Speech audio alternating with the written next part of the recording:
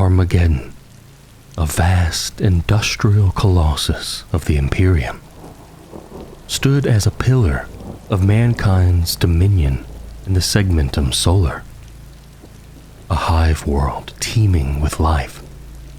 Its population numbered between 100 and 500 billion souls, a staggering mass of humanity toiling under the ever-churning machinery of industry and war. Its factories belched smoke into the skies, forging the weapons, armor, and munitions that fed the Imperium's relentless war machine. Such was its importance that its continued existence was not merely a matter of pride, but of survival for the tightly packed worlds, the heart of human space. It was here, in this vital bastion of Imperial might, that war returned once more. The Third War for Armageddon erupted precisely 57 standard years to the day after the Second War had begun, in 998 M41. And it came with an enemy whose hatred for the Imperium burned as fiercely as the forges of Armageddon itself. Ghazghkull Thraka, the warlord whose name sent shivers through even the most battle-hardened Imperial commanders, had returned. The infamous Ork leader had not come alone. 3 mighty warlords stood alongside him, each commanding their own ravenous hordes.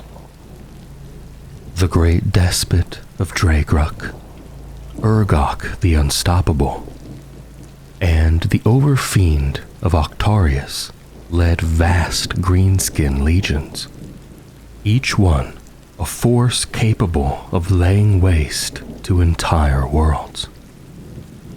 Together, they had assembled what would become the greatest Ork WAAAGH the Imperium had ever faced. But Ghazghkull was no ordinary orc.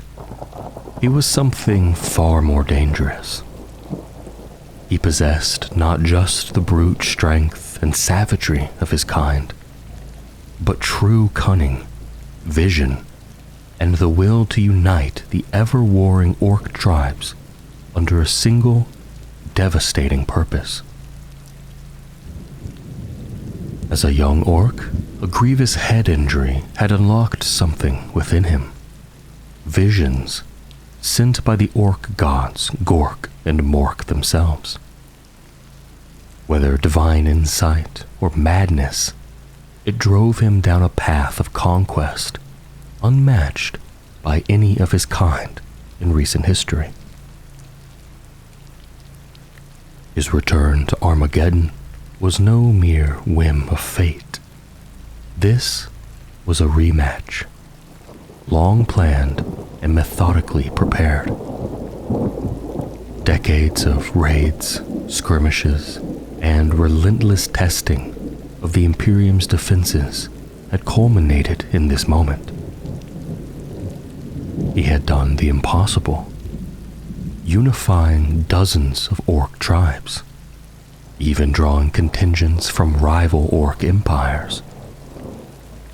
Never before had the Imperium faced such an overwhelming tide of greenskins, their war cries shaking the heavens as they descended upon the world.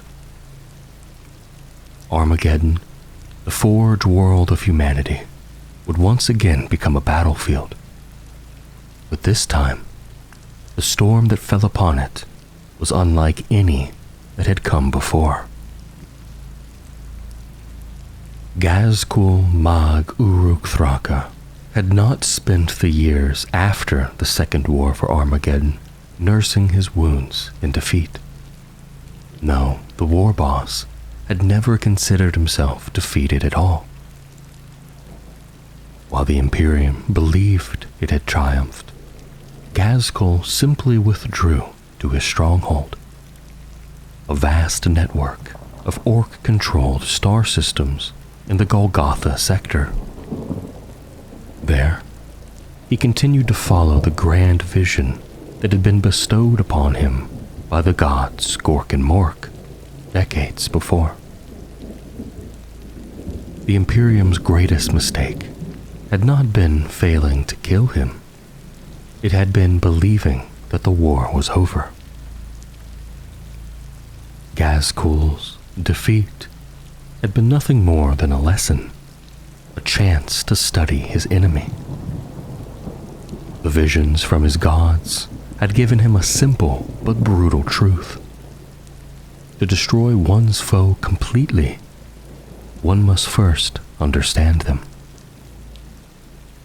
To Ghazghkull, the second war for Armageddon had been nothing more than a test, a way to learn how the Imperium would respond to a full-scale Ork planetary invasion. Now, with the knowledge in hand, he was ready to perfect his craft.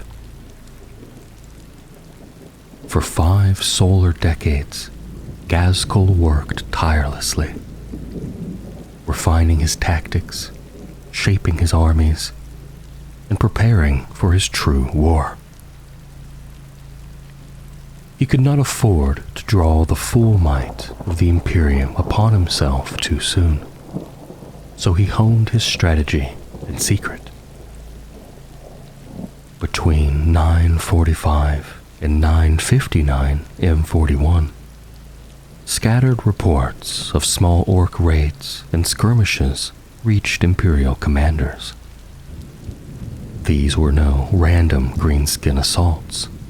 They were experiments, each one personally overseen by Ghazghkull himself. Then, in 962 M41, the true scope of his cunning became apparent. On the world of Buka III, an Imperial military base was reduced to ruin, not by a direct Ork attack, but by missiles launched from an asteroid. The rock had drifted in from deep space, slipping past Imperial sensors, unnoticed, before revealing its true nature. By the time the defenders realized the threat, it was far too late. 10 years later, in 972 M41, Ghazghkull's forces struck again. This time, the agri-world of Chigon 17 fell under his command. Despite the defenders' armored might, tanks, heavy artillery, and entrenched positions, the Orks did not charge in reckless waves as they so often did. Instead, they waged a brutal guerrilla war, adapting to the battlefield in ways Imperial strategists had never seen before.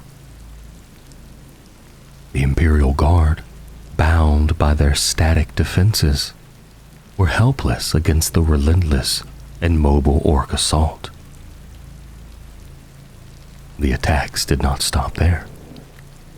In 986 M41, the Imperial Navy battlecruiser Radiant Way and its entire escort fleet vanished without a trace, lost to the void in an ambush by Ork pirates. The Imperium responded swiftly, sending warships to hunt down the greenskins responsible, only to find nothing. The Orks had vanished, as if they had never been there at all. Then, in the final days before the storm of war returned to Armageddon, Ghazghkull made his boldest move yet. He allied with the powerful Bad Moon's warlord, Nazdreg Ugh Erdgrub, and together they launched an assault on the Imperial world of Piscina IV. But this was no ordinary invasion. the Orks employed an entirely new form of teleportation technology, hurling their forces directly onto the planet's surface from a distant space hulk. The defenders were caught entirely off guard, and had it not been for the swift and brutal intervention of the Dark Angel's Space Marine chapter, the world would have been lost. Yet, even this setback meant little to Ghazghkull. The battle had served its purpose. The new teleporter technology, crafted by the Ork genius, later dubbed Armageddon by the Imperium, had been tested, and it had worked. Now, after more than 50 years of preparation, the final pieces were in place. Ghazghkull had learned all he needed. His war machine was ready, and the time for revenge had come. In the aftermath of Ghazghkull's first brutal invasion of Armageddon, the Imperium took no chances. The world had barely survived the onslaught, and the lesson was clear. Armageddon had to be fortified like never before. In 948 M41, the Adeptus Terra launched an extensive investigation into the planet's readiness and defenses, determined to ensure that such devastation could never happen again. The measures were drastic but necessary. The Imperial Navy's sector command was transferred to the Armageddon system itself, bringing with it the full might of the Emperor's warships. The naval station of St. Jowen's Dock, once reduced to ruin, was not only rebuilt, but expanded, capable now of servicing all classes of Imperial warships. 3 newly established monitoring stations, named in honor of the greatest heroes of the Second War for Armageddon, Mannheim, Dante, and Yorick, stood watch at the system's edge, ever vigilant for threats lurking in the void. But the defenses did not stop there. Orbital and ground-based fortifications were reinforced beyond anything seen before. Deadly gravitic minefields were sown throughout the system's approaches, and a fleet of sublight defense ships and monitors patrolled the vast expanse of space. Armageddon would not be caught unprepared again. On the surface, the scars of war remained. The hive cities, shattered and burned by Ghazghkull's war machines, were slowly rebuilt. Monumental effort that even 5 decades later remained unfinished. Progress was slow, in part due to the increased demand for new planetary defense force regiments. Though Armageddon's tithe to the Astra Militarum had been lowered, the world itself had become a fortress, raising and training vast numbers of soldiers to stand guard over their home. Ruling over this war-hardened world was a military council appointed by the Administratum, composed of high-ranking officials from the Imperial Guard, the Imperial Navy, the Departamento Munitorum, the Adeptus Mechanicus, and the Ecclesiarchy, alongside the governors of the hive cities themselves.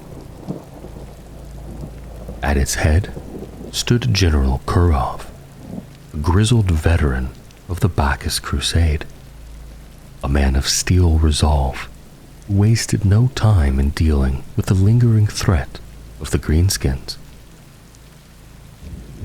For nearly 3 decades, from 949 to 978 M41, Kurov led a relentless series of xenocidal campaigns across the equatorial jungles that separated Armageddon Prime from Secundus, as well as on the frozen wastelands of Chosin. There, the last remnants of feral orcs left behind after Ghazghkull's first invasion were hunted down and exterminated. It was a long, brutal campaign, but by the time it had ended, Armageddon had risen once more, its defenses stronger than ever before. Yet, even this would not be enough. The first whispers of doom came as scattered reports, small, almost insignificant at first. Ork pirates striking Imperial trade routes, the world of Minerva raided, its supplies plundered. Then came the agri world of Ruiz, where the greenskins descended in even greater numbers.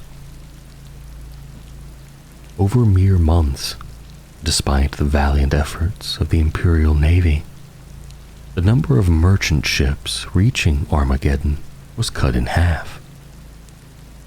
Someone, something, understood that the Imperium's forces were bound to the Armageddon system, forced to guard its heart, unable to freely respond to threats elsewhere. Then, the attacks escalated. The pirate raids became full-scale assaults on Imperial outposts. Lightly defended colonies were wiped out overnight.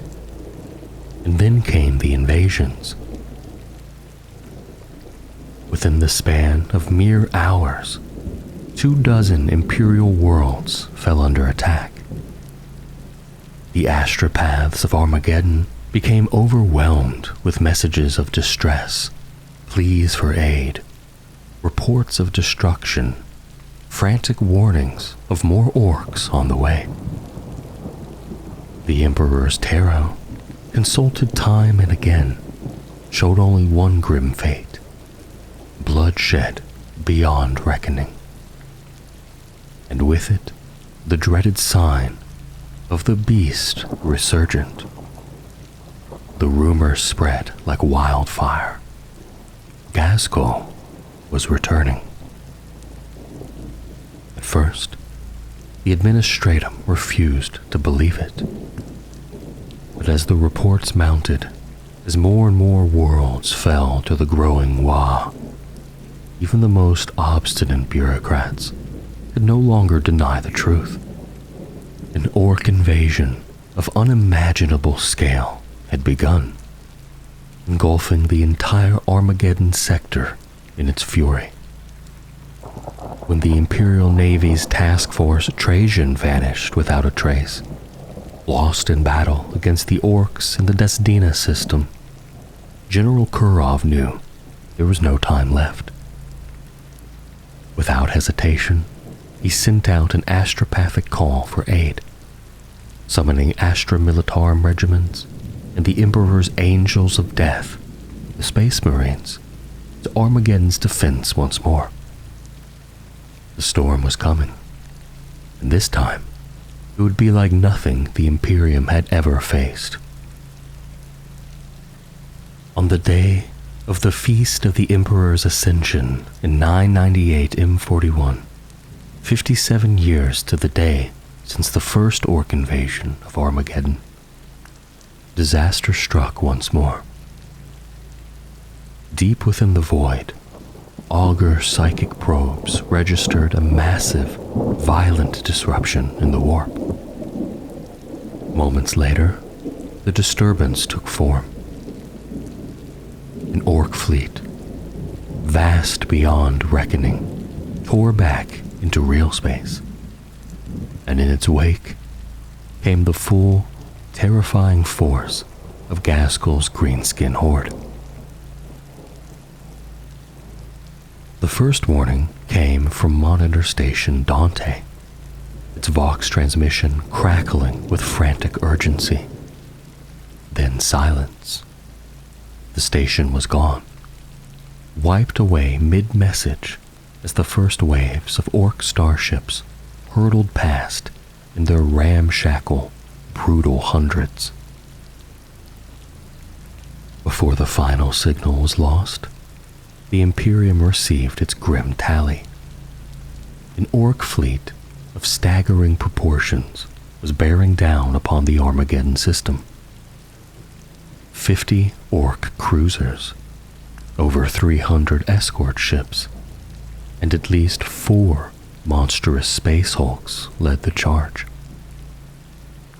At once, the planet's defenses roared to life.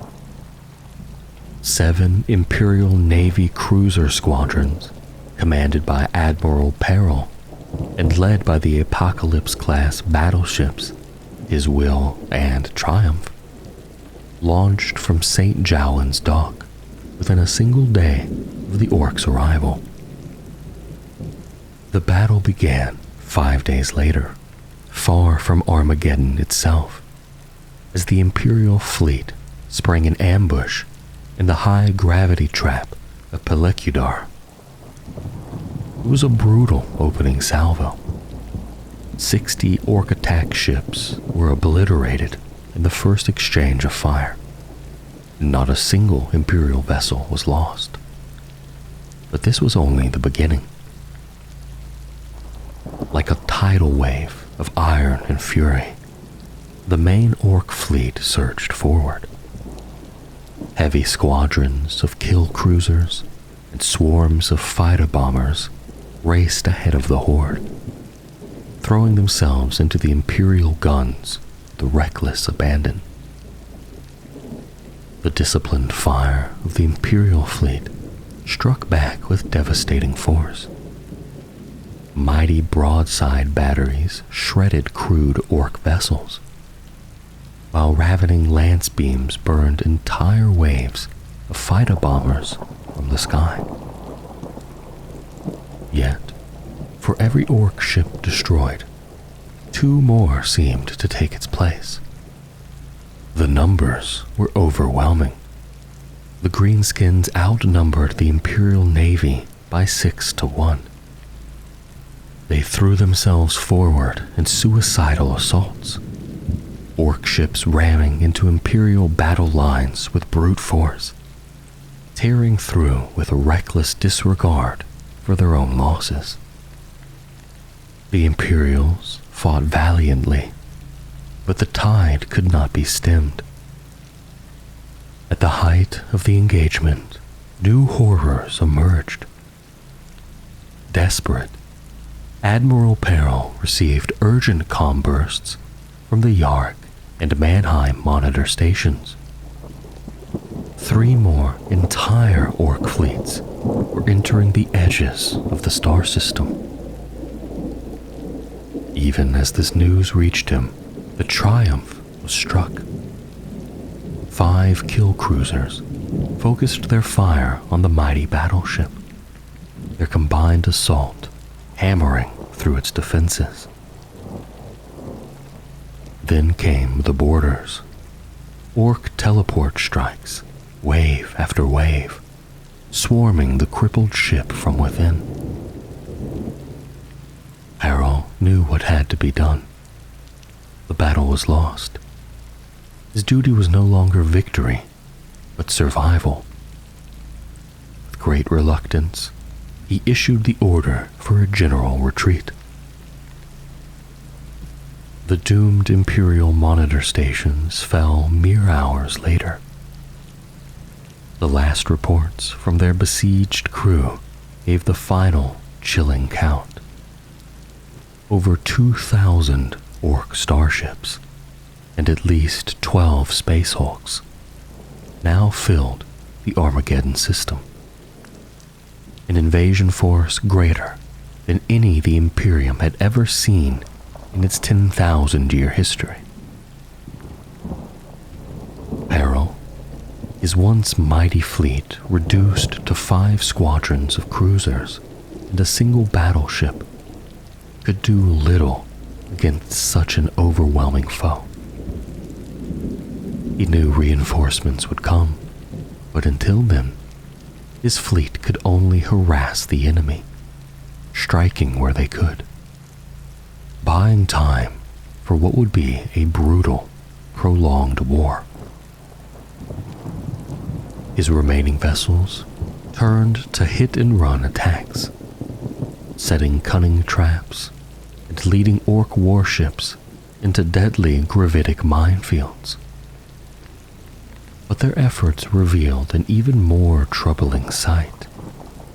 Dozens of heavily armed asteroid fortresses, crude but deadly rocks lurking in the rear of the Ork formations.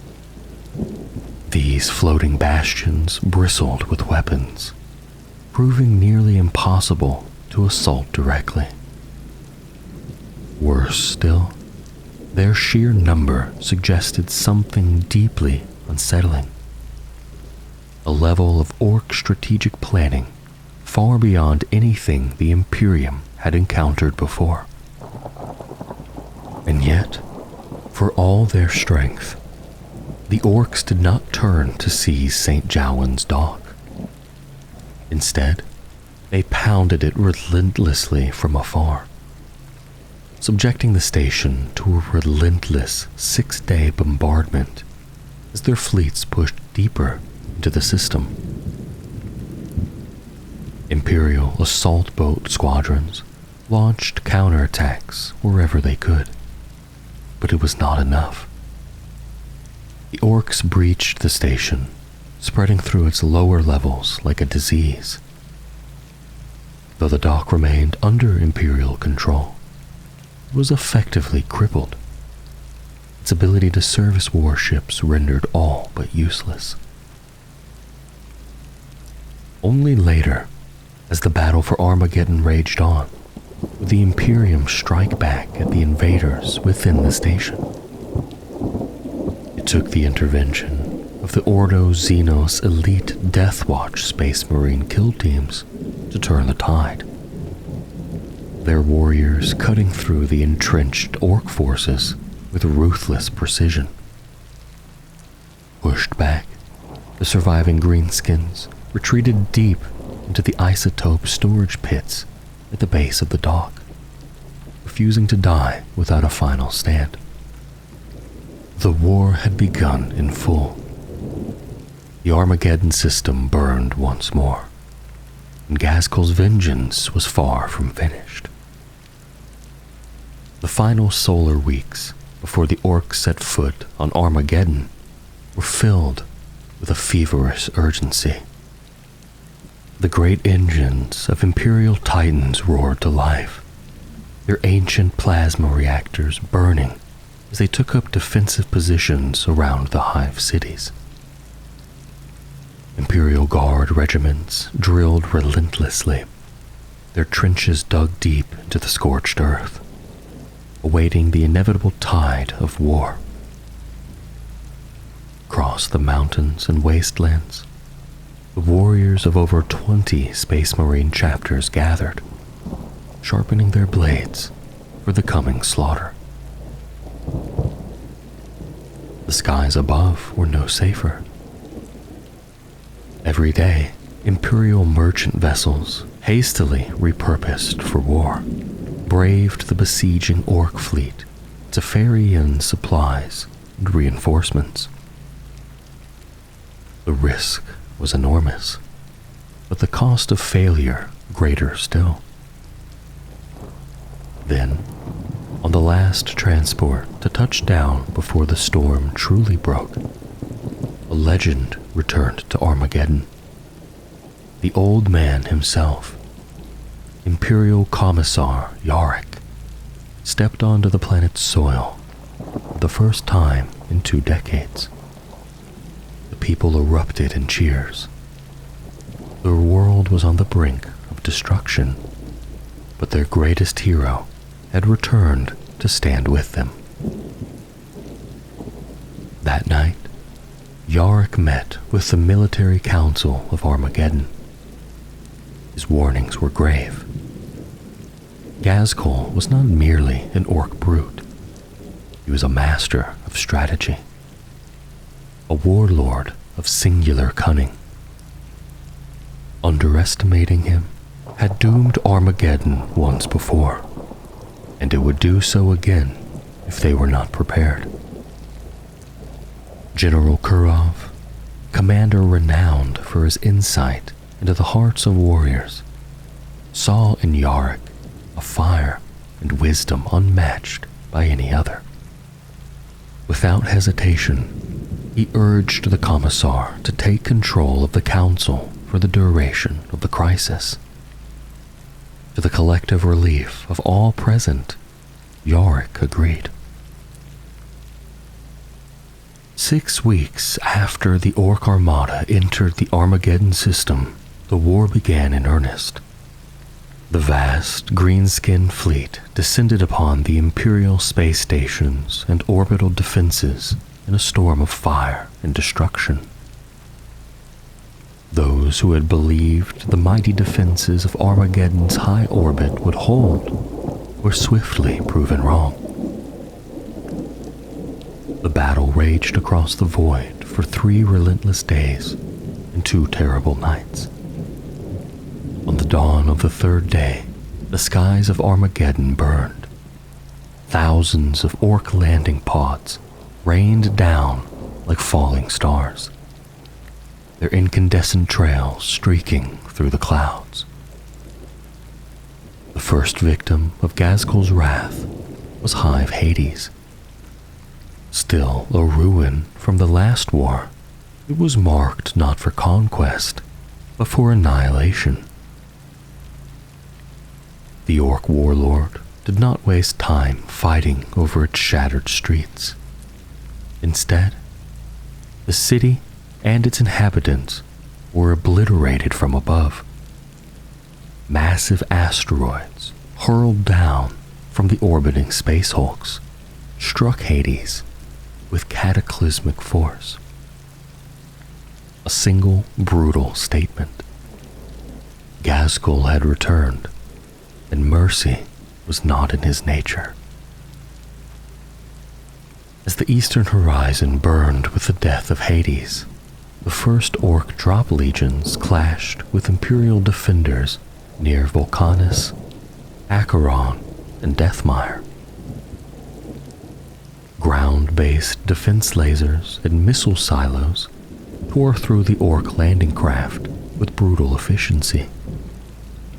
But still, the hulking warriors emerged from the wreckage, regrouping and surging forward with relentless fury. Feral Orks, long hidden in the Palladus Mountains and equatorial jungles, came howling from their wilderness homes to join their technologically advanced kin in battle. Where the planetary defenses proved too strong, Ork war machines and warriors were teleported directly from the space hulks above, bypassing the fortifications entirely. By the 3rd day, the last of the planet's ground defenses had fallen silent. The Orks had secured their foothold. In a final act of desperation, Yarrick issued a desperate order. Every remaining Imperial aircraft was to take to the skies, launching a full-scale assault on the landing Ork forces before they could reinforce their positions. The skies over Armageddon became a frenzied maelstrom of battle. Ork fighter bombers and Imperial thunderbolts and furies wove through the air, their twisting trails of smoke and fire crisscrossing like threads of a deadly tapestry. The Imperium's pilots held the advantage at first. Their aircraft could return to fortified air bases to rearm, while the Orks had to conserve fuel to return to their ships. But soon, the Greenskins established makeshift landing strips on the surface, and with them came an overwhelming flood of aircraft. By sheer brutal numbers, the balance of power in the skies shifted. 5 days after the landings began, Hive Acheron fell, not to battle, but to treachery. Without warning, its power grid was sabotaged, and from deep within the hive, hidden tunnels burst open, spewing forth Ork warriors from the very heart of the city. The architect of this betrayal soon revealed himself, the infamous war criminal and disgraced former planetary governor, Hermann von Straub. Seizing the city as his own, he declared himself its rightful overlord. His rule was absolute. Those who dared to defy him quickly learned the price, as Ork brute squads enforced his command without hesitation. Even more shocking was the reaction of Acheron's old nobility. Rather than reject the traitor, many welcomed him back with open arms, choosing to ignore the alien monsters at his side in favor of reclaiming their lost prince. While the rest of Armageddon fought for survival, Acheron had already been lost to treason. That same day, Hive Volcanus faced its own nightmare. A tide of Ork infantry stormed across the 20 square miles of fortifications atop Volcanus Mount, overrunning 17 regiments of Hive militia. Entire batteries of Imperial weaponry fell intact into Ork hands, and soon Volcanus found itself encircled, pummeled relentlessly by its own captured artillery. Outside Deathmire, however, the defenders stood firm. The mighty titans of Legios Tempestor and Victorum, supported by the cybernetic Skitarii of the Mechanicus, clashed with the Ork Blackfire tribe in a 3-day battle that left the Greenskins all but annihilated. But even their victory could not stop the tide. Orklanders continued to fall from the sky like an endless storm, and soon every hive city and factory complex on the planet was engulfed in war. Yarick's warnings proved devastatingly true. Ghazghkull's strategies were nothing short of genius.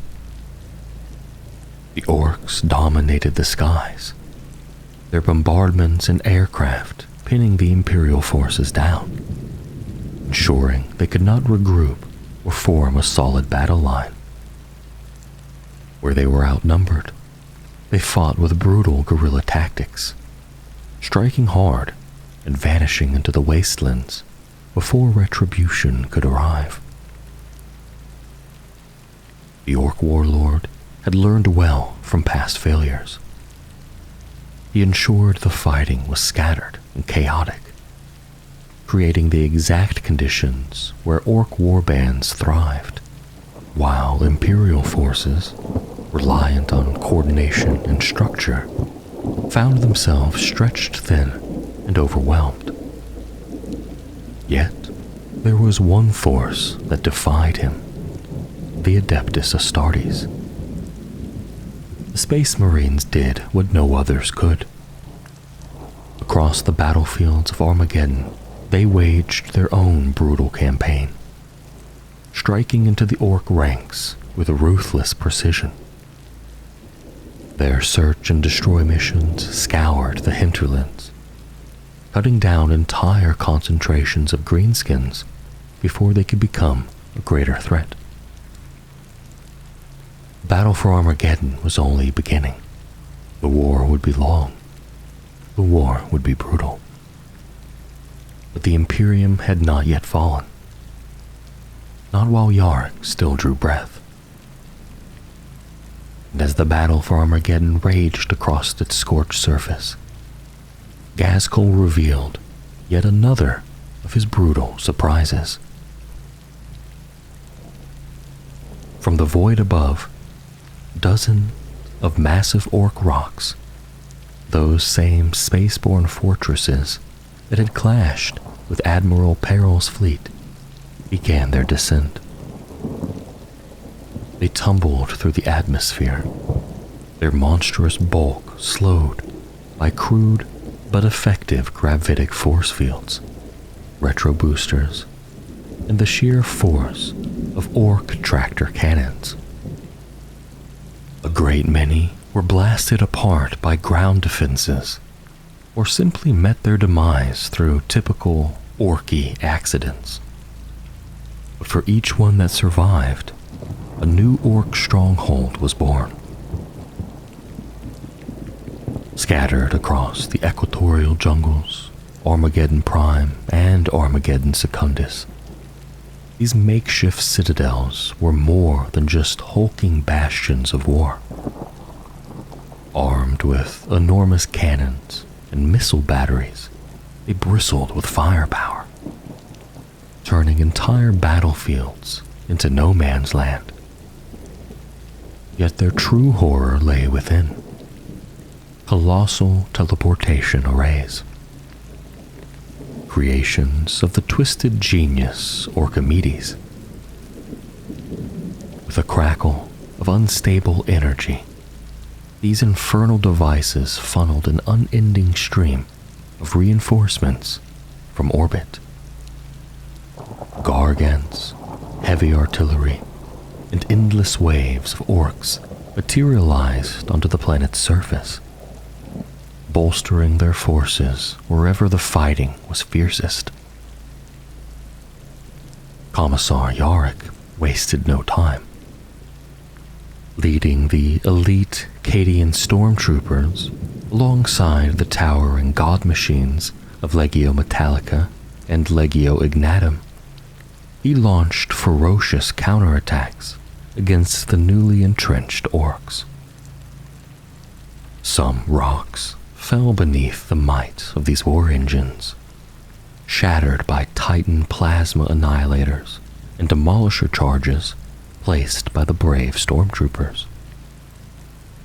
Yet for every fortress that burned, others withstood the Imperial onslaught, consuming entire regiments in brutal, desperate battles that lasted mere hours. With the Imperial Guard unable to stem the tide alone, the burden fell upon the Space Marines to break the Orc strongholds.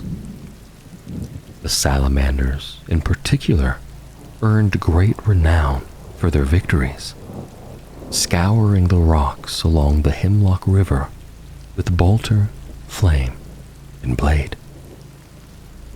Even as the Imperium reeled from the Orc landings, a far more unsettling mystery unfolded.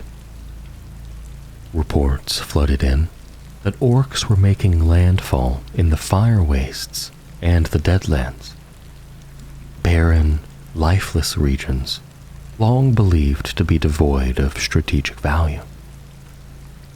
Not even Yarrick, with all his years of experience against Ghazghkull, could fathom why the Greenskins would waste their forces on such inhospitable terrain.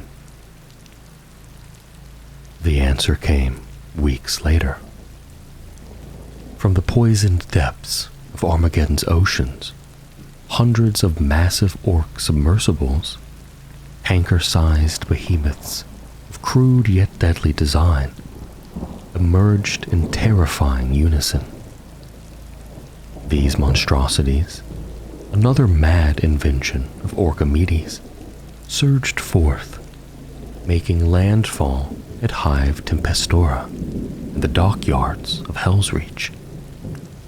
The sheer audacity of the attack caught the defenders completely unprepared. Within days, Tempestora was overrun, its defenders butchered or scattered.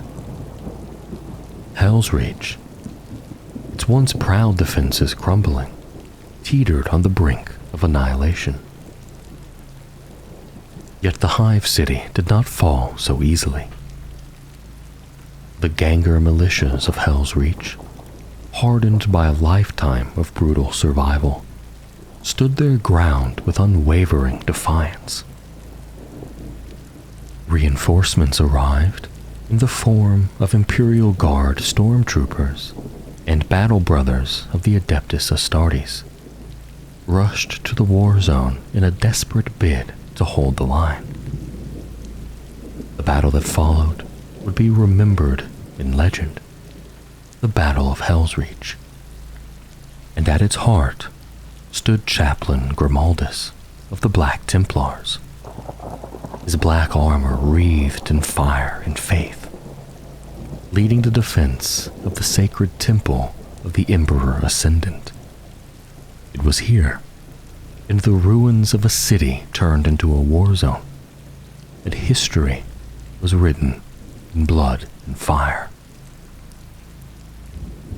14 days after the Ork invasion began, the first full-scale confrontation between Imperial and Ork war engines erupted. The battlefield, the sprawling Diabolus factory complex. The combatants, the lumbering metal-clad behemoths of two warring civilizations. On one side, the gargant mobs of Warlord Berserk and Warlord Scarfang, their rusted titans belching smoke and roaring with the fury of the WAAAGH. On the other, the titans of Legio Crucius, Imperial god machines striding into battle with weapons that could tear through mountains. For 10 days, the battle raged in relentless fury. The sky burned with las fire, plasma eruptions, and crude but devastating Ork megablasts. 6 titans and 8 gargants fell, their wreckage joining the ruins of the Diabolus complex, now nothing more than a graveyard of steel and blood. Though the Imperium had altered the Ork advance here, the cost had been staggering. And worse, with the factory complex obliterated, vital production lines of war materials were lost. With Diabolus in ruins, the Orks surged forward once more. The speed cults, ravenous for slaughter, descended upon Hive and Furnace, sealing the city in a noose of roaring engines and dust-choked death. Initial counterattacks by mechanized Imperial forces brought some success, until an entire regiment of Savlar chemdogs found itself surrounded and annihilated. Their sacrifice was in vain. With the roads choked by Ork war bikes and buggies, the defenders of Infernus found themselves trapped. As the Imperial commanders desperately sought a way to break the siege, a new terror emerged on the horizon. From the northeast, beyond the Palladus Mountains, a tide of green surged forward, a vast Ork horde, stretching as far as the eye could see. A roiling, seething mass of warriors, war machines, and crude banners, filling the ash wastes with the sound of their war chants. Towering above them, like gods of war among mortals, strode the Ork gargants, their cyclopean eyes glowing with hatred and destruction. But it was not their size that struck the greatest terror into the hearts of the defenders. It was the symbol emblazoned upon the banners that swayed above the horde, fluttering in the dry, corpse-scented wind. The glyph of Ghazghkull Thraka. Above them, the skies darkened, not from clouds, from the looming shadow of Ork space hulks. Then, the bombardment began. Fire rained from the heavens as the orbiting warships unleashed their fury upon the hive. The ground quaked beneath the onslaught. Towers collapsed, and streets became craters. The people of Infernus, terrified and trapped, clung to the stories of Hive Hades, of Yarick's defiant stand all those years ago. But courage was a fickle thing. Thousands fled, only to be slaughtered or enslaved by the circling speed cults. Amid the chaos, the arbitrators of the Adeptus Arbites moved swiftly. There would be no cowardice in the Emperor's city. Those who ran were gunned down without hesitation, their bodies joining the countless others that lined the ruined streets. Then came silence, a brief, dreadful lull in the carnage. And from this darkness, Ghazghkull delivered his message. A single, mutilated figure stumbled forth. Colonel Gortar of the Chemdogs. His eyes were gone, his hands severed, his body broken almost beyond recognition. And yet, he still lived, forced to carry the words of the beast who sent him. His voice, ragged and torn, carried across the smoldering ruins. Surrender or die. It was a message the Imperium would hear many times in the days to come, for the war had only just begun. And even though the war was only just beginning, Armageddon already stood upon the brink of annihilation. But then, salvation came, clad in black and sworn to a war eternal. High Marshal Helbrecht, Supreme Commander of the Black Templars, answered the desperate call for aid. He brought with him not just warriors, but 3 full crusades of the Emperor's finest.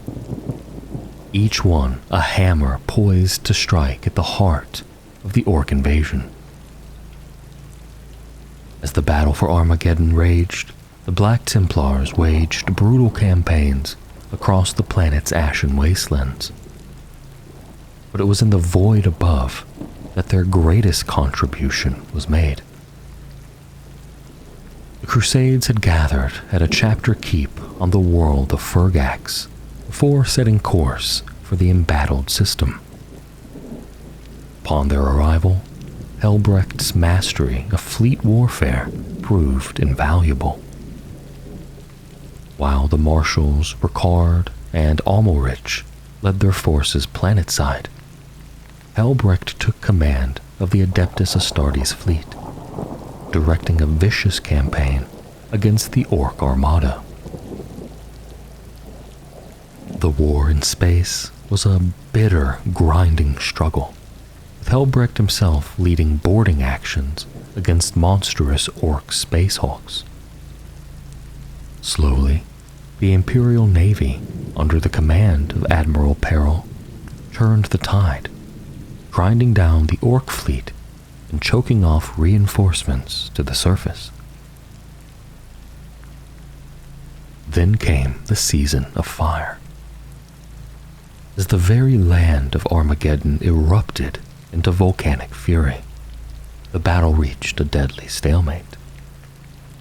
But the Black Templars' moment of triumph was shattered by a single, terrifying foe. The Space Hulk, Malevolent Dread. This behemoth of war, crippled but not slain by earlier bombardments from the battle barge Light of Purity, still loomed in the void, a festering wound in the Emperor's domain. Helbrecht, ever unyielding, resolved to end it once and for all. Gathering his entire crusade and every sworn brethren Terminator at his command, he launched an audacious assault on the Hulk, a strike of a scale never before attempted. The assault began with the thunderous crack of teleportation. Black-armored Terminators materialized deep within the Hulk, carving out a perimeter with Storm Bolter and Power Fist, holding the tide of Orks at bay just long enough for the reinforcements to land. Thunderhawks and boarding torpedoes slammed into the Hulk's hull, disgorging waves of Black Templars into the fray. The battle was immediate, ferocious, and unrelenting. The Terminators were holding fast. They were outnumbered but unbroken, knowing that every moment brought precious time. Then came the second phase. Strike teams fanned out, planting the thermal charges that would rip the malevolent dread apart from within. Helbrecht himself, wounded yet undaunted, led the most vital team, pressing ever deeper into the labyrinthian corridors of the Space Hulk. At his side was Vosper, the Emperor's champion, black sword gleaming with righteous fury. The further they advanced, the heavier the resistance grew. The Orks sensed their doom and threw themselves at the Templars in a last, desperate frenzy. Casualties mounted. Fire lanes were abandoned, choke points lost. And then, deep within the Hulk's twisted interior, the trap was sprung. A cavernous expanse yawned before them. The broken, mist-matched hulls of starships fused together in a nightmarish battlefield. From the shadows, the Orks surged, thousands of them, heedless of death, crashing into the Templar line with a deafening roar. The bolters of the Black Templars thundered, cutting down greenskins by the score, but still they came. Then the lines broke. The Orks smashed into the Templars, driving them back in a tide of filth and fury. But even as the battle threatened to consume them, two figures stood unshaken: Helbrecht and the Emperor's champion, Vosper. They led the counterattack with unmatched skill, carving a path through the horde, their blades felling Ork after Ork. And then they saw him, the war boss of the Space Hulk. An enormous, brutal monster crashed through the melee, cutting down Black Templars like wheat before the scythe. And it was Vosper who stepped forth to face him. Two warriors clashed, sword against brutal cleaver, a duel of strength and faith against raw, savage might.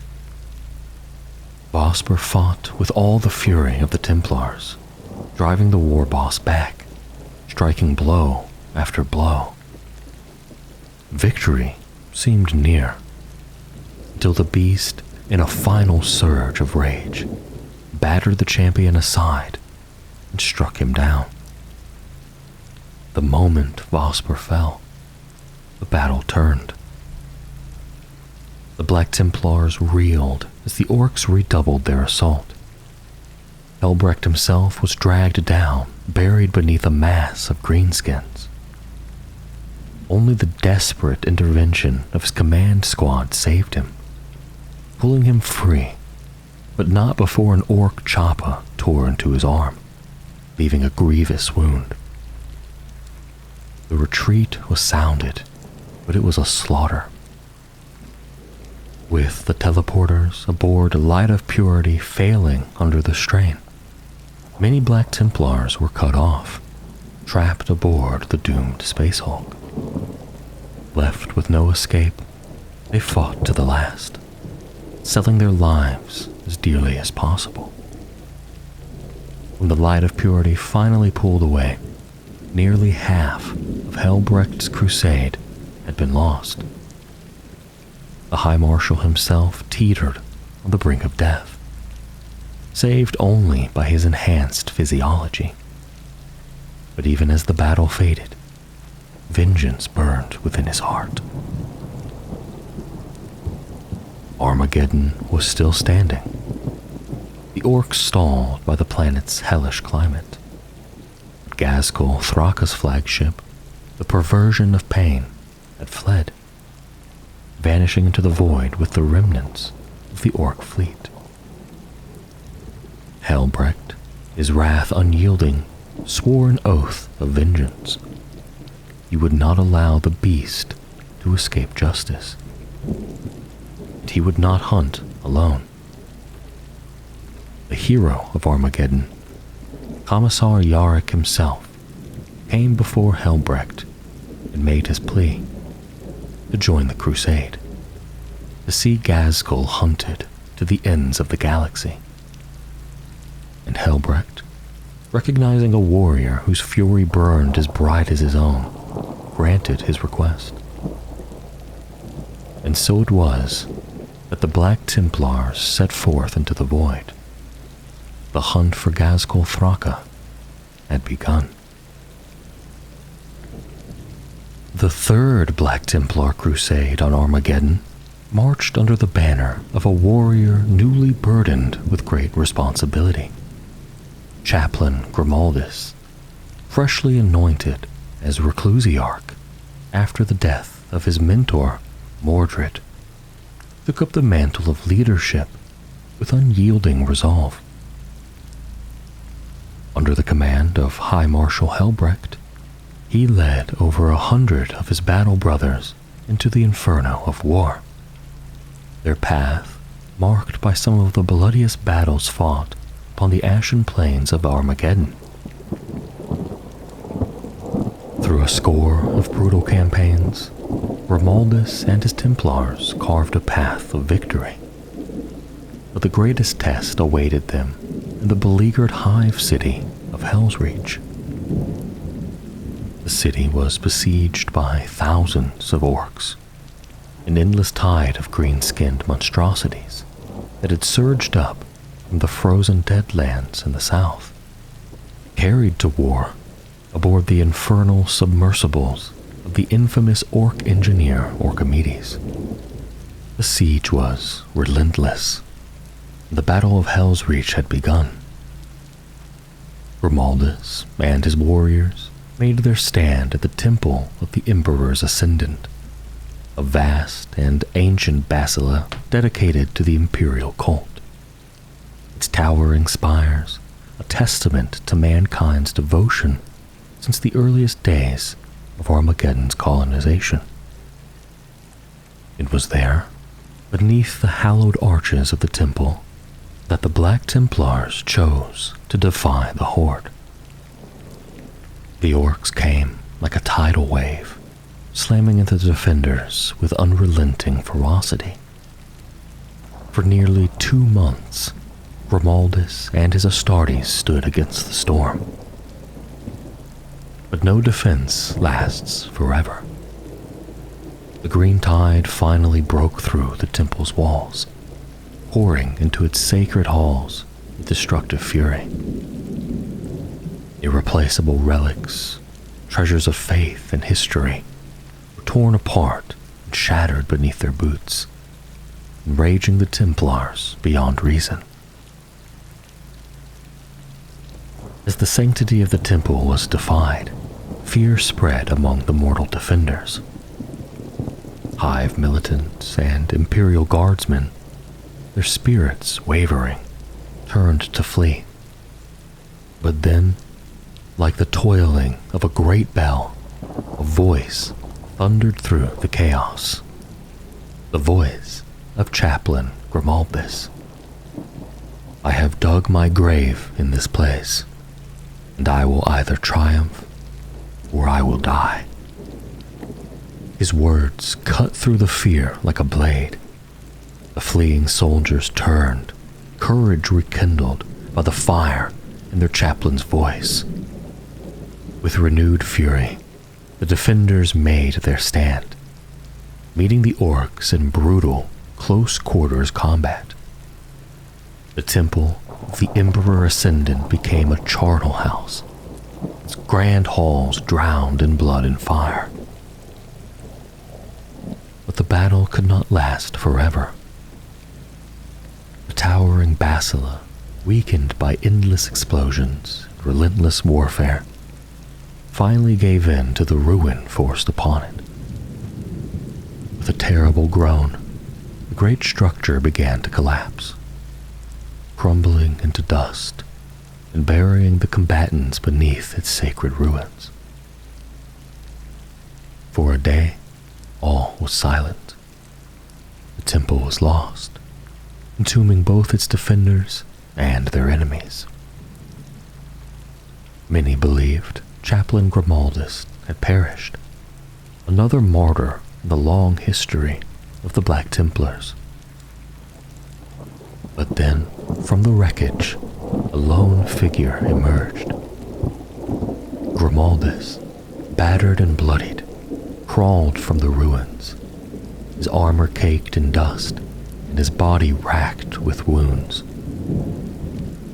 Yet, in his grasp, he bore the last relics of the temple, carrying them as if the Emperor himself had entrusted them to him. He stood among the wreckage, his voice steady, vowing that the sacrifice of those who had fallen in defense of Armageddon would never be forgotten.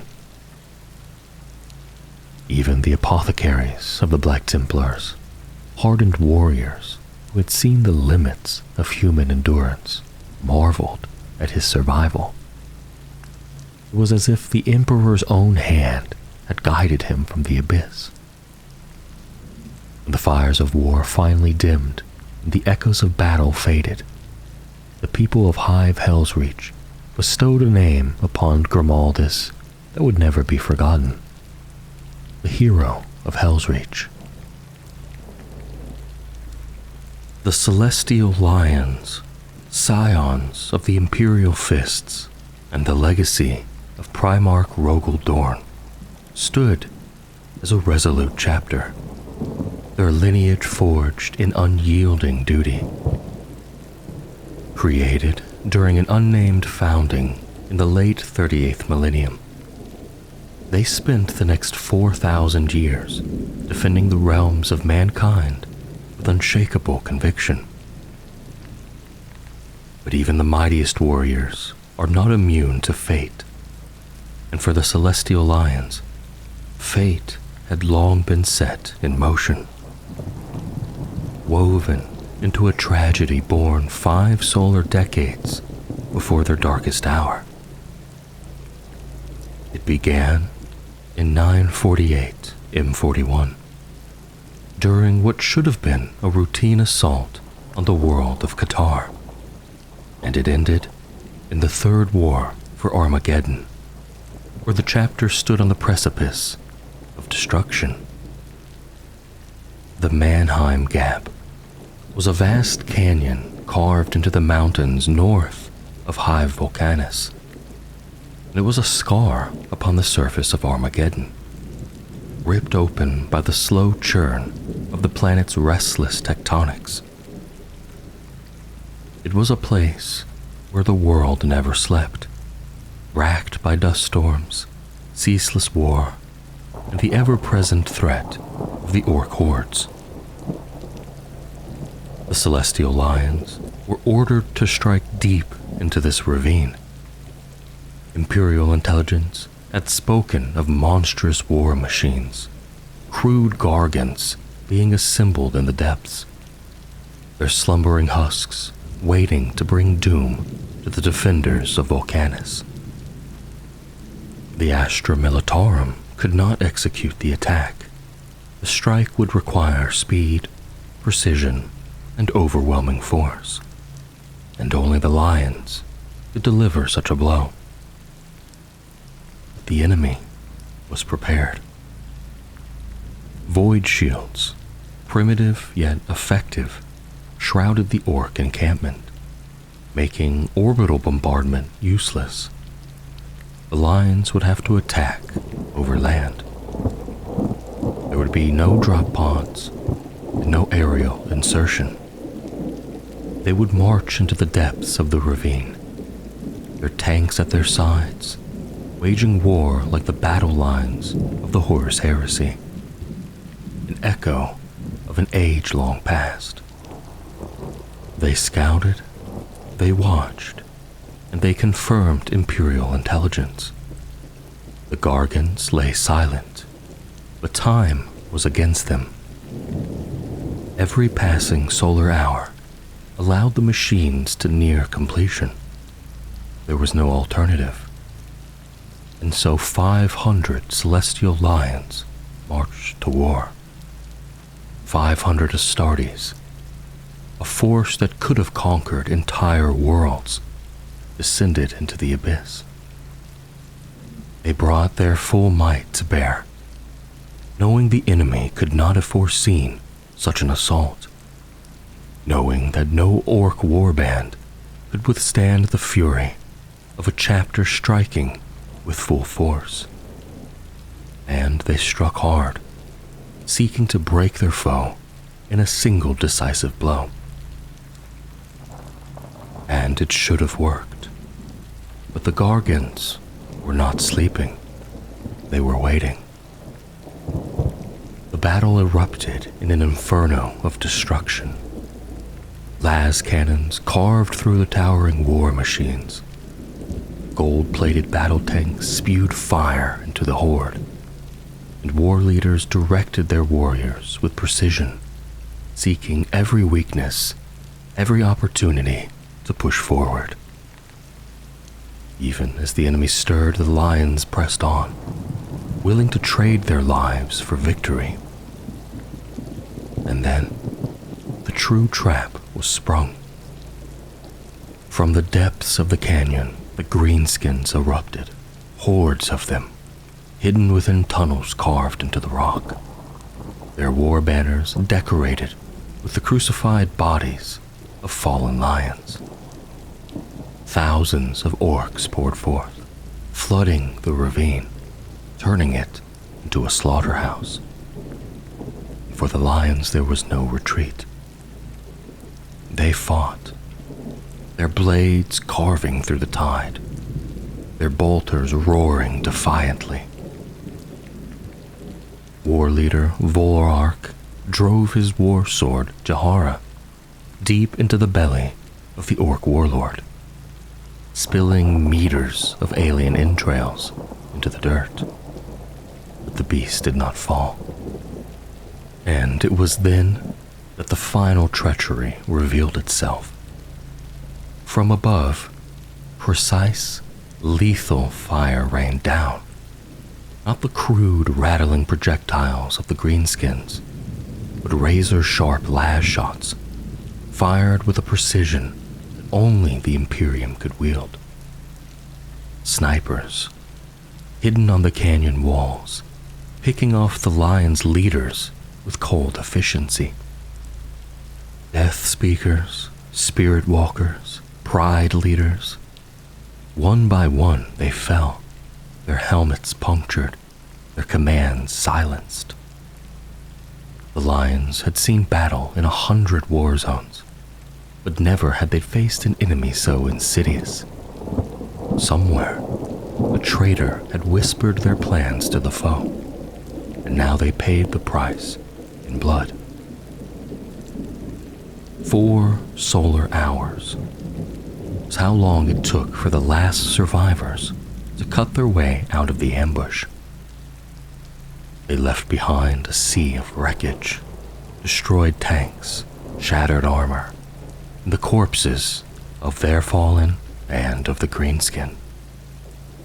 The gene seed of half the chapter lay rotting in the dust, unharvested and defiled by the greenskins who howled in triumph. This was not a battle, it was a massacre. The survivors fled toward their fortress, pursued by the Xenos. Before they even arrived, the enemy had already overrun their forward base. The Lions had to fight just to escape their own crumbling stronghold. Even as they withdrew, the sky was alight with fire. Gunships rising in desperation, only to be torn from the heavens by Ork artillery. For every ship that made it out, 2 more burned. And by dusk, they had returned to High Volcanus. And only 3 officers remained. Death Speaker Jolkara, who called Reclusiarch Merrick Grimaldus of the Black Templars brother. War Leader Vakempi, the last surviving captain of the chapter. And Lifebinder Ki Tuk, the only apothecary still drawing breath. The future of the chapter rested in his hands. But fate had not finished its cruel work. That very night, in the cold near lightless foundry that had become the Lion's sanctuary, treachery struck again. At dawn, they found Lifebinder Ki Tuk slumped against a land raider, a single shot piercing his eye lens. The gene seed he had carried was gone. With his death, the Celestial Lions lost more than a warrior. They lost their future. Their fleet was gone. Their armor, their officers, their hope, all lost in the dust of Armageddon. Even their pride had been stripped away, buried beneath the weight of betrayal. All that remained was truth. And the Celestial Lions swore they would live long enough to tell it. The Imperium had to know what had been done to them, who had conspired against them, who had sent them to die. If the chapter could not be revived, then it was only right that they should die with honor. Yet before their last stand, Death Speaker Jolkara sought out a kindred spirit, Reclusiarch Grimaldus of the Black Templars. A fellow son of Dorn, Jolkara hoped Grimaldus could uncover the truth behind their downfall and ensure that no brother of their shared lineage would ever speak ill of the Celestial Lion's demise. With grim determination, Jolkara dispatched a lone storm eagle from High Volcanus, carrying a desperate plea to the Hero of Helsreach. The gunship soared through the war-torn skies, seeking Grimaldus, who had recently emerged victorious from the brutal siege of High Helsreach. Still recovering from weeks entombed beneath the rubble of the temple of the Emperor Ascendant, Grimaldus received troubling news. A downed Celestial Lion's gunship had been discovered, its wreckage strewn across the desolate plain. The violent storms of the Season of Fire had claimed it, leaving it a lifeless husk. Determined to uncover the truth, Grimaldus acquired a Valkyrie from the 101st Armageddon Steel Legion Regiment. Braving the lethal winds that scoured the land, he and his chaplain initiate, Cynaric, set out to investigate the crash site. Upon arrival, Grimaldus beheld the ruined gunship. Its colors, once proud, had been stripped away by the storm's fury. Its symbols of allegiance eroded beyond recognition. Smashing through the ship's bulkhead with his Crozius maul, he and Cyneric pressed inside. There, amid the shattered remains of the interior, they found a lone warrior clad in burnished gold, his body twisted in repose against the weapon-racked walls. The sight of the Celestial Lion's armor sent a chill through Grimaldus. Kneeling beside the fallen warrior, he carefully removed the azure helmet. The telltale signs of decay confirmed the warrior had been dead for several solar days. Then, fastened to the Marine's belt, he found a hololithic imagifier the size of a human fist, and with a steady hand, he freed it and activated its memory core.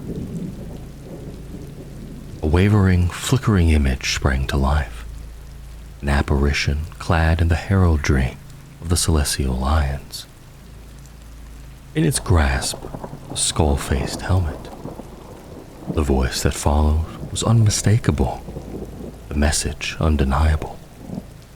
Death Speaker Jolkara's words carried the weight of betrayal.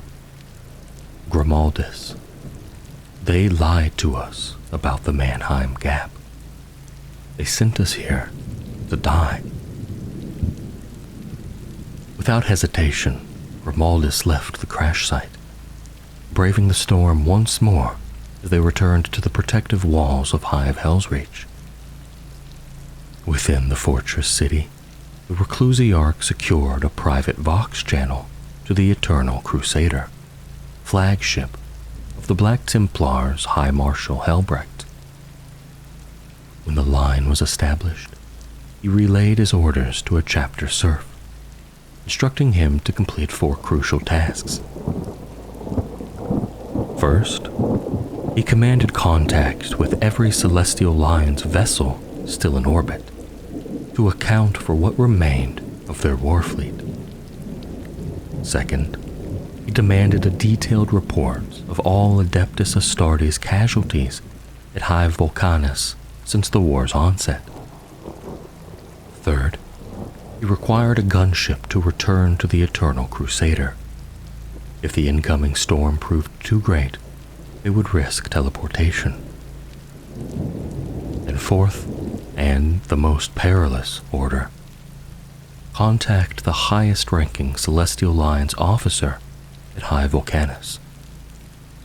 Knowing the transmission would be monitored, he chose his words with care. The message would be simple, yet weighted with meaning. No pity, no remorse, no fear. Upon his return to the Eternal Crusader, Grimaldus met with High Marshal Helbrecht, presenting the hololithic recording. As Jolkara's message played once more, the High Marshal listened in silence. When the image faded, he turned to his Reclusiarch, his expression unreadable. Helbrecht asked what Grimaldus hoped to accomplish, and Grimaldus did not hesitate. He wished to establish contact with the Celestial Lions, to understand the full extent of their losses, and, if it was possible, if the Emperor willed it, he sought to punish those responsible for their betrayal. But Helbrecht, ever the strategist, saw the impossible road ahead. To pursue this course meant risking open conflict with the Inquisition itself. Though his warrior's heart burned with the same fury, he knew that justice, no matter how righteous, placed the chapter in peril.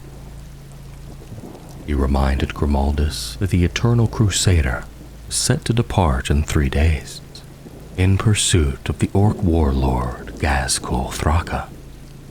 He could not be allowed to escape. Yet, even as duty called, Helbrecht could not ignore the bitter truth. The Celestial Lions had suffered too great a loss for their fate to be mere coincidence.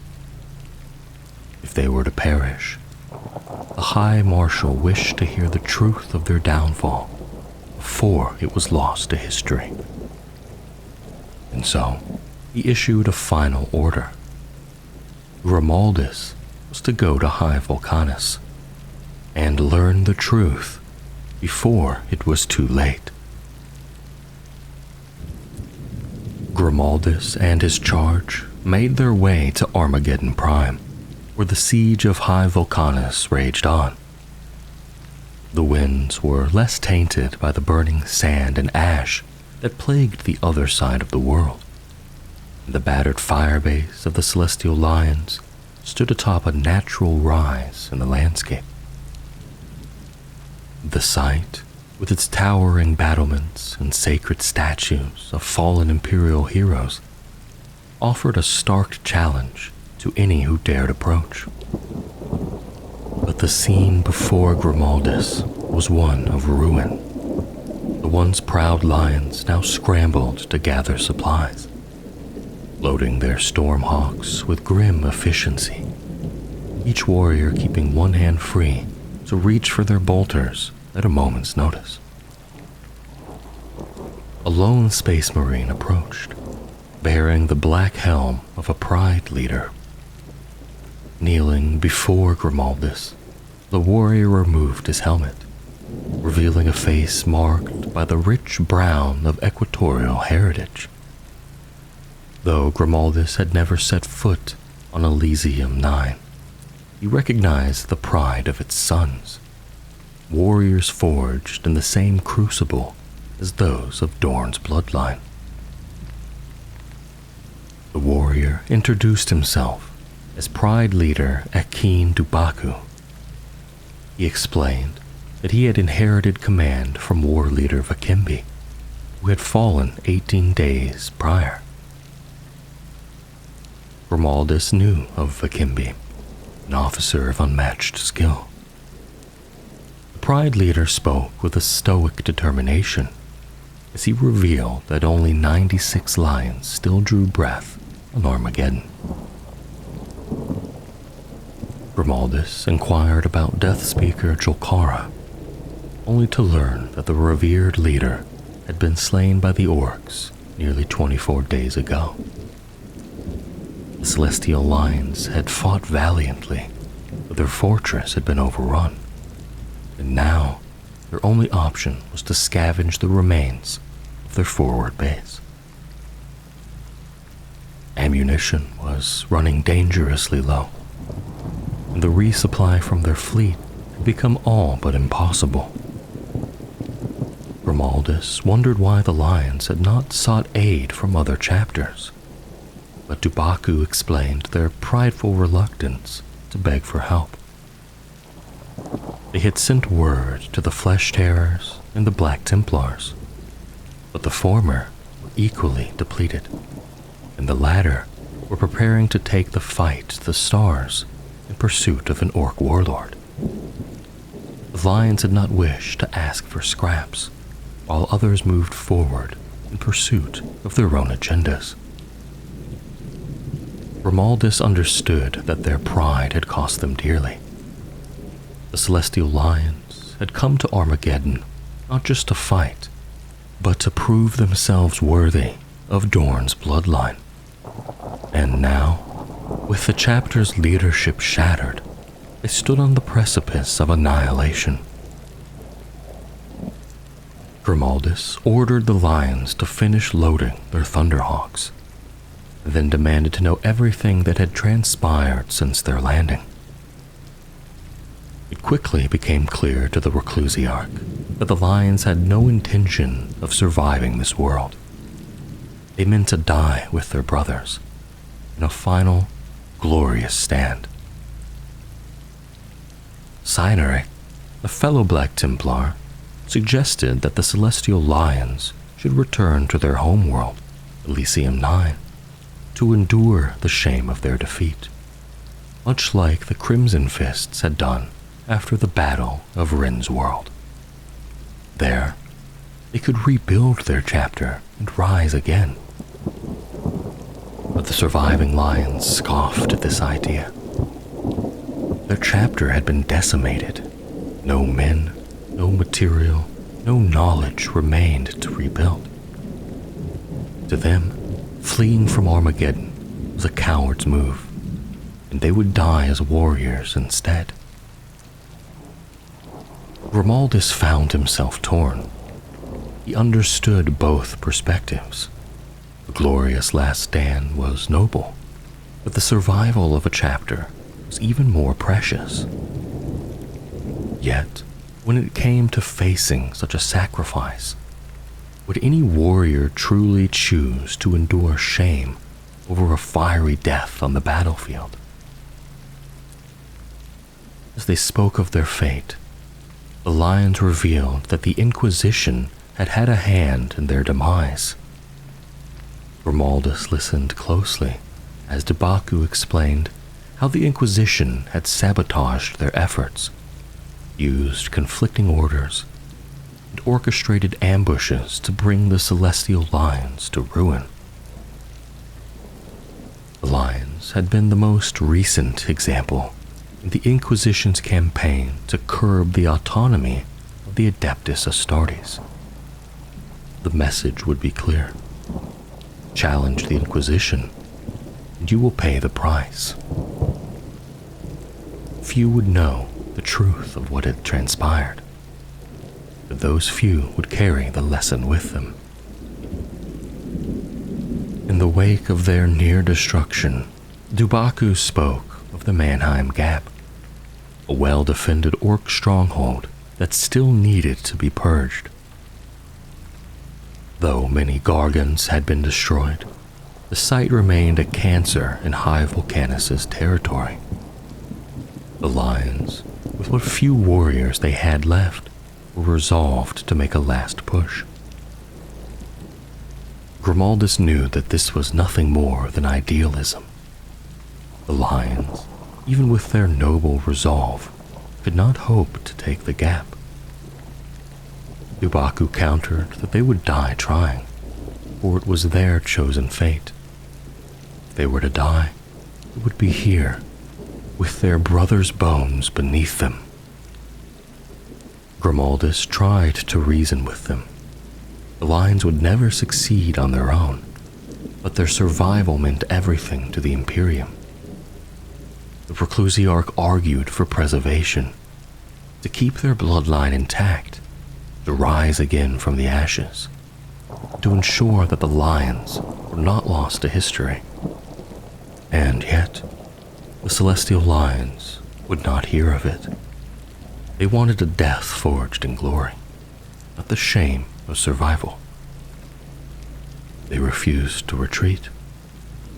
And so Grimaldus, though torn, saw no other choice, and was soon struck with a plan.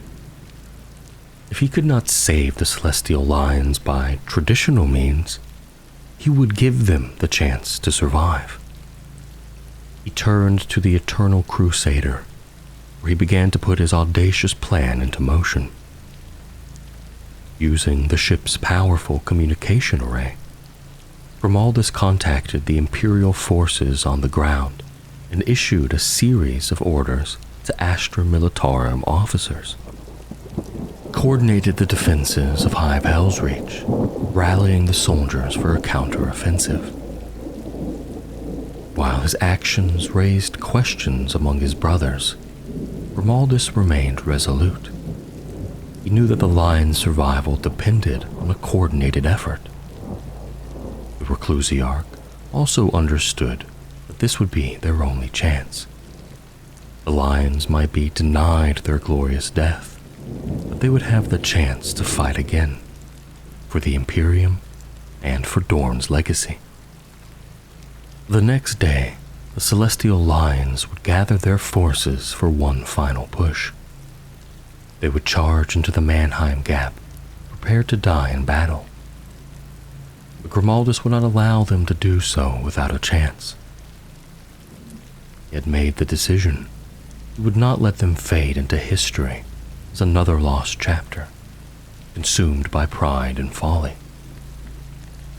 The final fate of the Celestial Lions was still to be written, but Grimaldus would ensure that their story would not end in meaningless death. He would fight beside them, and perhaps, with a stroke of luck, they could rise again. The second siege of Mannheim began with a desperate descent into the ruins of Armageddon. Grimaldus had arranged for an Imperial Navy shuttle to carry them to the surface, their shuttle breaking through the clouds just as the first rays of dawn threatened to light the sky. Below, they saw the shattered remnants of the Celestial Lions' stronghold, their fortress now a charred shadow of its former glory. And Grimaldus wondered if the Celestial Lions had already begun their march towards their final stand, abandoning their broken fortifications. As they descended closer to the battlefield, the shuttle passed over a rooftop cluttered with the remnants of the Celestial Lions' once proud fleet. 4 battle-worn Thunderhawks, stripped of paint and dignity, stood motionless next to dozens of rugged, utilitarian trooplanders. The landers were a far cry from the grandeur of the Lions' old transport, and even the ground below seemed to reject their presence. Unable to find a suitable, untouched patch of earth, Grimaldus ordered the shuttle to veer away. Black Templars jumped from the ship's rear bay, the jump packs roaring to life as they descended toward the ground. Pride leader Ghazghkull, who had not expected the Black Templars' return, stood in stunned silence as Grimaldus and Cynaric landed beside him. When Grimaldus explained that the Celestial Lions might appreciate the reinforcements, Ghazghkull responded with cold suspicion, not welcoming the intrusion of their sacred vendetta. The Pride leader made it clear that when the time came, it would be the Celestial Lion's blade that would bring the Ork warlord responsible for so many deaths to justice. Grimaldus, without hesitation, vowed that it would be so. Within the hour, a war council was called, convened before a battalion of roaring tanks. The plan was simple and grim. They would march into the Mannheim Gap and annihilate all who stood in their path. As they prepared to move out, the air thickened with tension, the weight of the task at hand pressing on every warrior. Ghazghkull's anger was palpable as he directed his fury toward Grimaldus, accusing the Black Templars of overstepping their bounds. Grimaldus remained firm. His devotion to the Emperor and his fellow warriors gave him the strength to push back against the Lions' resentment. The armies of Armageddon, Imperial Guardsmen, Space Marine, and steel-clad warriors began their march into the heart of the Mannheim Gap. As they descended into the canyon, hope flickered briefly that the enemy might have been weakened. The sight that greeted them was a nightmare of Ork destruction. Gargants, the towering Ork titans, lay in various stages of repair or reactivation, their massive frames looming over a sea of bodies. Decaying, discarded warriors piled alongside their Xenos foes. The Celestial Lions, once proud, were now reduced to forgotten husks, their ceramite shells of armor defiled and decaying amidst the muck of war. The Imperial forces advanced through the dismal scene, their steps guided by the promise of vengeance. The Imperial Guard fought in grim solidarity, wading through the pools of blood and body parts. Their tanks plowing over the remains of comrades and enemies alike. Above them, the remaining Thunderhawks fought to stay in the air, torn at by Ork cannon fire. Yet the Steel Legion did not falter. They pressed on, cutting through the Ork lines with brutal efficiency, even as their own numbers dwindled with every step. As the battle raged on, Grimaldus found himself face to face with the Ork warlord, the one who had haunted the Celestial Lions for so long. The massive beast, a monstrous nightmare of sinewy muscle and brutish power, came at him with unrelenting force. Despite Grimaldus's best efforts with his Crozius, the creature seemed unstoppable, shrugging off even the most lethal of blows. Celestial Lions charged the beast, only to be swatted aside like flies by its mighty claws. Confrontation reached a boiling point as the Pride leader Ghazghkull finally intervened, challenging the Ork in a battle that would determine the fate of the Celestial Lion's honor. With his chainsword, Ghazghkull danced around the beast's massive attacks, using speed and agility to land blows where he could. But the Ork warlord was no easy prey. The battle escalated into a deadly struggle. Ghazghkull's weapon was not enough to defeat the creature alone, and soon he was bleeding from multiple wounds, his strength dwindling. Then, with the sound of a crackling explosion, the orbital shield protecting the Orks finally failed, sending a shockwave through the battlefield. Grimaldus heard the urgent call from High Marshal Helbrecht. The Black Templars were ready to reinforce their position. Grimaldus gave the order to blacken the sky, signaling the arrival of their reinforcements.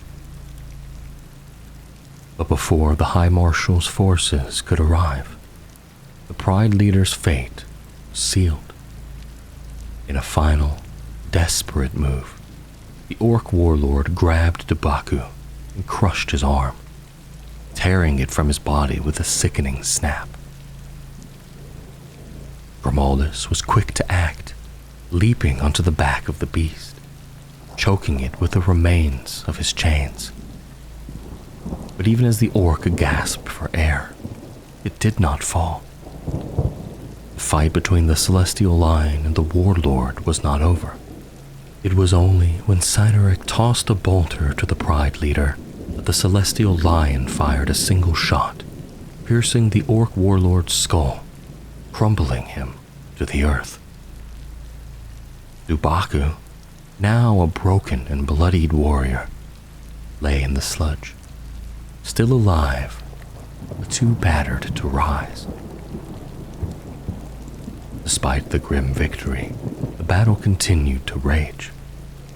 Grimaldus helped Ghazghkull to his feet, and the Black Templars arrived in force, descending from the sky in a massive drop-pod assault. Ghazghkull, now a humbled figure, rose with the help of Grimaldus, determined not to meet the High Marshal while lying prone. The battle had been won, but the war was far from over. As the dust settled and the Black Templars departed, Grimaldus bid farewell to Chapter Master Ghazghkull, who now bore the mantle of leadership over the Celestial Lions. Ghazghkull was a changed man, his body scarred, but his spirit unbroken. He stood tall in the golden armor of the Imperial Fists, a symbol of his new role. At his side hung the skull of the Ork warlord, a grim trophy of his victory. The Black Templars offered him their farewell, knowing that the Celestial Lions were in capable hands. Grimaldus, though proud of Dubaku's victory, knew that their paths would likely never cross again. The Black Templars would always march onward, seeking the enemies of the Emperor, while Dubaku and his lions would rebuild, holding the line in defense of the Imperium. Thus ended the second siege of Mannheim. But for Grimaldus and Dubaku, it marked the beginning of new and uncertain futures. When WAAAGH Ghazghkull descended upon Armageddon in 998 M41, many Space Marine chapters had rushed to the aid of the beleaguered world, answering the Emperor's call. The Black Templars, the White Scars, Exorcists, Silver Skulls, Iron Champions, and Storm Lords all fought valiantly alongside the Armageddon forces, their heraldry lighting up the battlefield like a storm of banners. Yet, it was the Salamanders, with their deep compassion for the Imperium's people, that left a mark no one could forget. Though they had played a decisive role in Ghazghkull's defeat during the Second War for Armageddon, the victory came at a tremendous cost. Whether driven by vengeance or by their unyielding sense of duty, the Salamanders made their presence felt even more strongly during the Third War. Under the leadership of their courageous chapter master, Tu Shan, the Salamanders fought with unrelenting determination, bearing the burdens of the most hellish battlefields that Armageddon had ever seen. As the roar of Ork war bands began to wane and the initial assault slowed, the Salamanders did not rest. Instead, they surged forward, launching brutal counterattacks against the Ork rocks that had landed along the Hemlock River. Preferring the close quarters combat within the dark, maze-like tunnels of the rocks to the distant desert clashes, the Salamanders made their mark. By the time the season of fire had begun, 9 rocks lay shattered, with countless greenskins sent to their graves by the Salamanders. Yet, while the glory of these battles was shared with many other chapters, it wasn't this alone that made the Salamanders beloved to the people of Armageddon. It wasn't the fire of war or the thirst for glory that drove them. Unlike some, who fought for the Emperor's will or their own renown, the Salamanders fought above all to protect the lives of the people of Armageddon. Take, for instance, the battle for Hero of Helsreach. As the skies above Armageddon swirled with Ork craft, the Salamander's strike cruiser, Serpentine, descended from the heavens. Sergeant Vareth, leading 70 of his battle brothers, fought alongside the Black Templars, led by Grimaldus. While the Templars waged war with fury and discipline, Vareth and his men focused on one thing above all: protecting the innocent civilians caught in the siege. This approach often clashed with the Black Templars, who felt that such inefficiency hindered their progress. But the Salamanders remained undeterred. Their devotion to saving lives, even at great cost, was unwavering. Throughout the war, Tu Shan sent his Astartes into the most perilous situations, risking everything to save civilians who might have otherwise been left to the mercy of the Orks. In one of the most notorious episodes, It is said that Tushan came to blows with Captain Vinyar of the Marines Malevolent after the latter's men shelled a refugee camp simply because it contained orcs. This callous act was in stark contrast to the Salamanders' ethos, and their heroic stand in defense of the helpless only bolstered their renown across the war-torn world. Though the clash between Tushan and Vinyar would leave scars on the relationships between the two chapters, the Salamander's reputation among the people of Armageddon was sealed.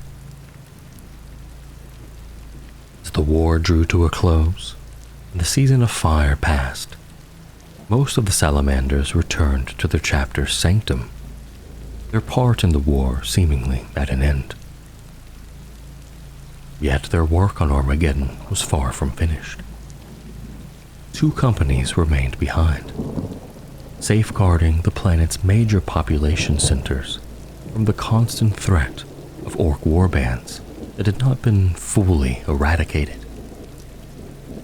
The chapter's tech marines, ever dedicated, worked tirelessly to repair and rebuild the vital infrastructure that Armageddon's shattered cities desperately needed to survive.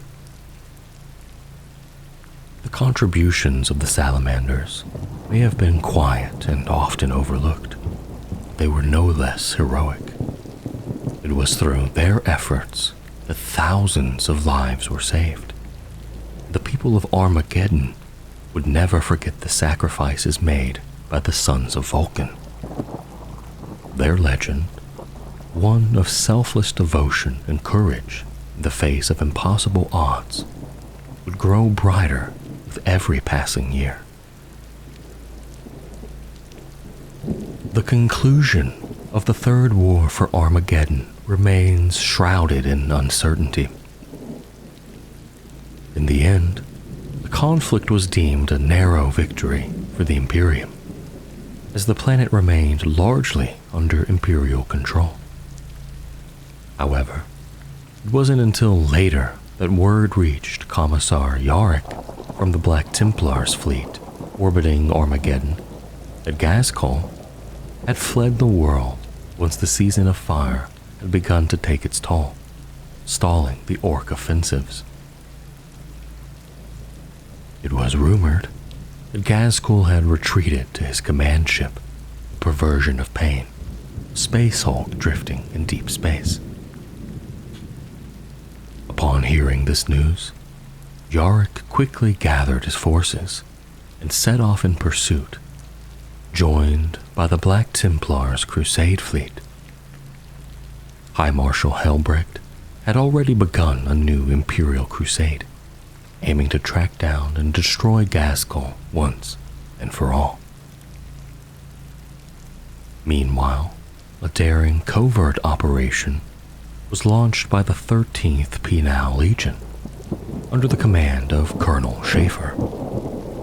The mission was to eliminate the traitorous former planetary governor Hermann von Straub, who had taken refuge in the occupied Hive Acheron. The operation was a trap, as the possessed psyker, Lieutenant Cage, who had aligned himself with von Straub, led the 13th into danger. However, Cage managed to regain enough control over his demonically possessed self to tackle von Straub over the edge of a balcony, both men falling to their deaths and ending the traitor's reign. Though the war officially came to an end, fighting still rages on the planet. Even without Ghazghkull, who is relentlessly pursued by Yarrick and the Black Templars, the Orks remain entrenched on Armageddon. The Orks now viewed the planet as sort of an eternal battleground, a place where they could always find a worthy foe. This made Armageddon a target for even more greenskins, forcing the Imperium to send in reinforcements just to hold the line. and prevent the Ork infestation from spiraling out of control. For the Orks, the battle had become a legendary event, known as the Big Scrap and Ragnarok.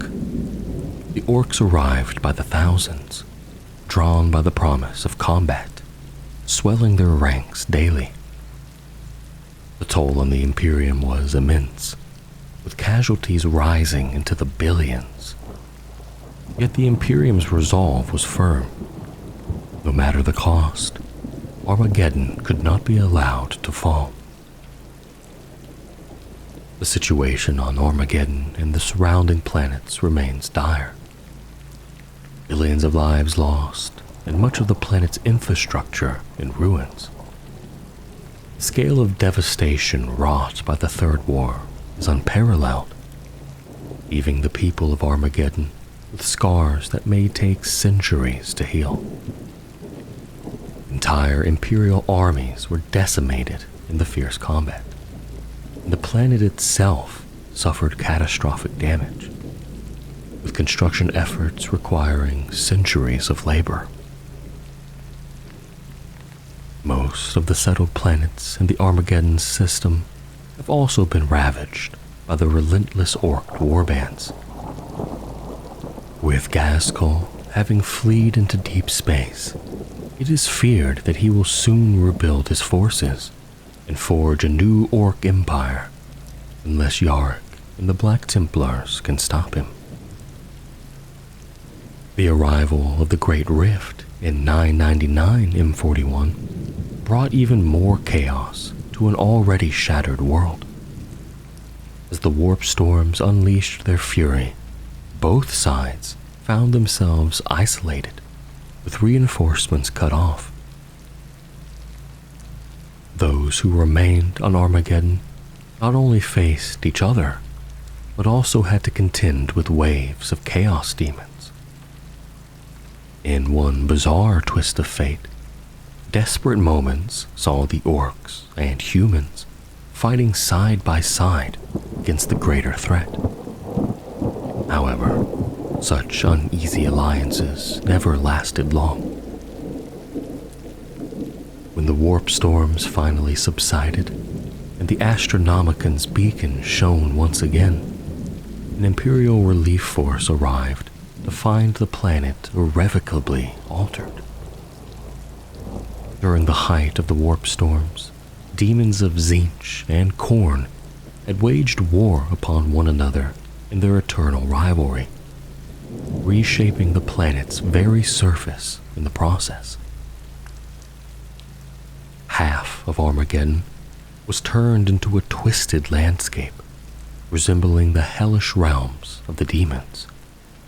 The horrors of the warp now intertwined with the ruins of a war-torn hive world. But the Imperial reinforcements, led by the Salamanders and supported by 9 Space Marine chapters, managed to halt a deadly demonic ritual. If successful, the ritual would have brought Angron, the demon primarch of the World Eaters, back to Armageddon, a bitter revenge for the First War. In a desperate bid, the Salamanders and their allies stopped the ritual just in time, preventing Angron's return and protecting the remnants of the Imperial's hold of the world of Armageddon.